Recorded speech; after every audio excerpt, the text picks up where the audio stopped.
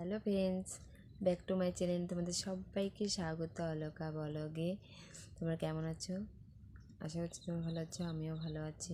আর আজকের যে ভিডিওটি সেটা তোমাদের রিকোয়েস্টের ভিডিও। অনেক দিন ধরেই আমাকে রিকোয়েস্ট করছে বারবার করে যে open the mouth big big চ্যালেঞ্জটি করো। আমি সেরকমভাবে করার সময় পাইনি, তাই আজকে সেই ভিডিওটি নিয়ে তোমাদের কাছে চলে আসছি।